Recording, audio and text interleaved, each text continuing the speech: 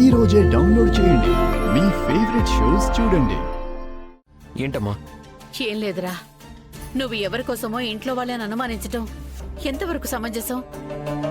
తులసి ఎవరో కాదమ్మా, నేను తాళి కట్టిన భార్య. ఈ ఇంట్లో తనకున్న అనుమానాలు తీర్చడం భర్తగా నా బాధ్యతమ్మా. ప్రతి విషయంలో నాన్న ఎలాగైతే నీకు అండగా నిలబడతాడో తులసి విషయంలో నేను కూడా అంతేనమ్మా. తల్లిగా నన్నేదైనా అడిగే హక్కు అధికారం నీకుంది. కానీ తులసిని పట్టుకొని పరాయిది అని మాత్రం దయచేసి ఇంకెప్పుడు అనకమ్మా. సరేరా, కానీ తులసి చెప్పిందని నువ్వు ఇంట్లో వాళ్ళని అనుమానించటం నాకెందుకో బాధ అనిపించింది. ఇందులో అసలు నువ్వు బాధపడాల్సిందే ఉందమ్మా. నువ్వైనా నేనైనా ఆలోచించేది మన కీర్తికి ఎందుకు అలా జరిగిందనే కదా. అవునరా, కానీ కీర్తికి మన ఇంట్లో వాళ్ళు ఎందుకు హాని తలపెడతారు? నేను కూడా మన ఇంట్లో వాళ్ళు తలపెట్టారని అనుకోవట్లేదమ్మా. తులసి మనసులో ఉన్న అనుమానాన్ని క్లియర్ చేయాలనుకున్నాను. లేదంటే తను ఇంకా మన ఇంట్లో వాళ్ళని అనుమానిస్తూనే ఉంటుంది. మన వాళ్ళని అనుమానిస్తే నాకు కూడా బాధగానే ఉంటుంది కదమ్మా. అందుకే అమ్మా, తను మన ఇంట్లో వాళ్ళని అనుమానించే అవకాశం తనకి ఇవ్వకూడదనే అందరిలో కర్పూరం వెలిగించుకోమని అడిగాను. అంతే కదమ్మా. అలా చేస్తే మన ఇంట్లో వాళ్ళు తప్పు చేసే మనుషులు కాదని తనకు కూడా అర్థమవుతుంది కదా. అందుకే అలా మాట్లాడనే తప్ప వేరే ఉద్దేశం ఏం లేదు. నీ ఆలోచన నాకు అర్థమైందిరా, కానీ విషయం కలిపింది తులసి వాళ్ళైతే అప్పుడేం చేస్తావు? తులసే చెప్పింది కదమ్మా తప్పు చేయలేదని. ఒకవేళ తను తప్పు చేసినా నిరూపించుకోలేకపోతే ఇంట్లో నుంచి వెళ్ళిపోతానని. తను చెప్పడం కాదురా, నువ్వేం చేస్తావో అది చెప్పు. మాట్లాడవేరా? అమ్మా, తులసి మీకంటే నాకు ఎక్కువేం కాదు.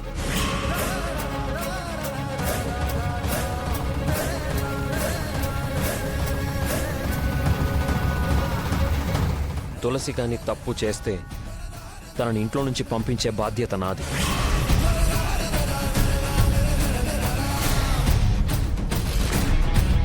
అంటే వాళ్ళ మంచితనం నిరూపించుకోవాలనుకున్నారు తప్ప నా అనుమానం తీర్చాలనుకోలేదన్నమాట.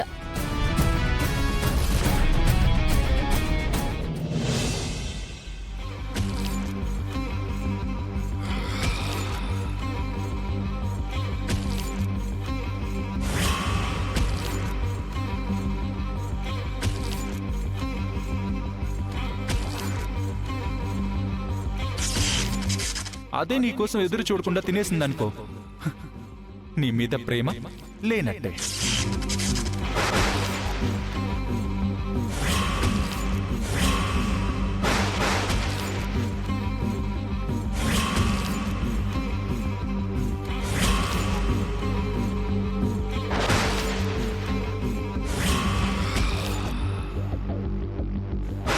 నీ మీద ప్రేమ లేనట్టే.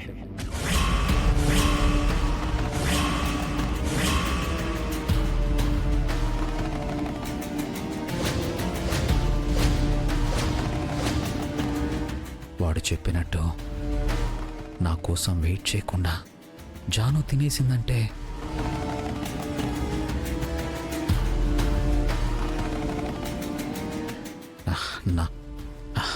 నా మీద ప్రేమ లేదా?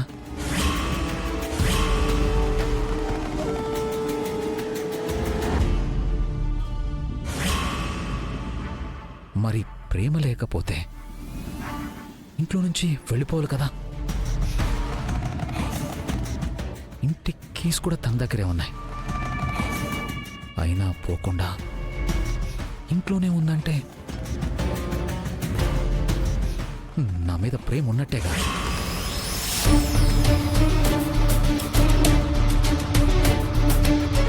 మరి ప్రేమ ఉంటే నా కోసం వెయిట్ చేయకపోయినా కనీసం తినమని ఒక్కసారైనా అడగాలి కదా. ఇంటికి రావడం లేట్ ఎందుకు అయిందని నన్ను అడగాలి కదా.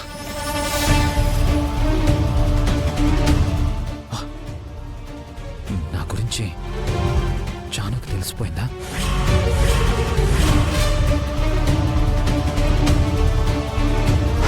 కానీ తెలిస్తే ఇంట్లో ఎందుకుంటుంది? మరి నా గురించి నిజం తెలియనప్పుడు నా మీద ప్రేమ ఉండాలిగా. ఆ విశ్వాగాడు చెప్పిందే నిజమైతే జాను నా కోసం వెయిట్ చేస్తే ప్రేమ ఉన్నట్టు, వెయిట్ చేయకుండా తినేస్తే ప్రేమ లేనట్టు. మరి వెయిట్ చేయకుండా జాను తినేసింది కదా, నేను తినాల్సిన అన్నం డస్ట్బిన్లో ఉందంటే ఏంటి అర్థం?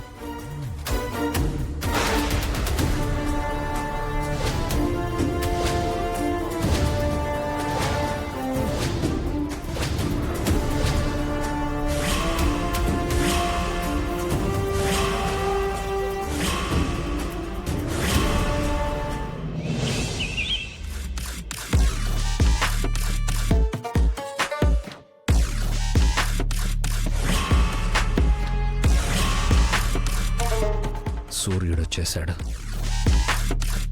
నాకు మాత్రం క్లారిటీ రాలేదు.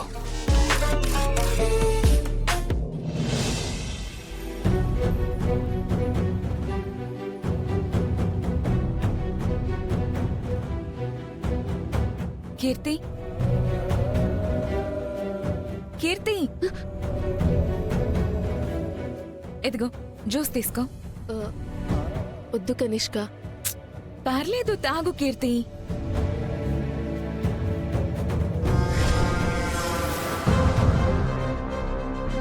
జరిగిన దాని గురించి ఆలోచిస్తూ ఇలా ఎంతకాలం బాధపడతావు కీర్తి? ఇంతకు మించి నేను చేయగలిగింది ఏముంది కనిష్క? నువ్వు చెయ్యగలిగింది, చెయ్యాల్సింది చాలా ఉంది కీర్తి. పైకి మంచి వాళ్ళగానే ఉంటూ కూతుర్లాంటి కోడలివి అని అంటూనే నిన్ను విషం పెట్టి చంపాలని చూశారు వాళ్ళు. అలాంటి వాళ్ళ గురించి ఈ ప్రపంచం మొత్తం తెలియాలి కీర్తి. ఏంటి కనిష్క నువ్వు అనేది? సింపుల్.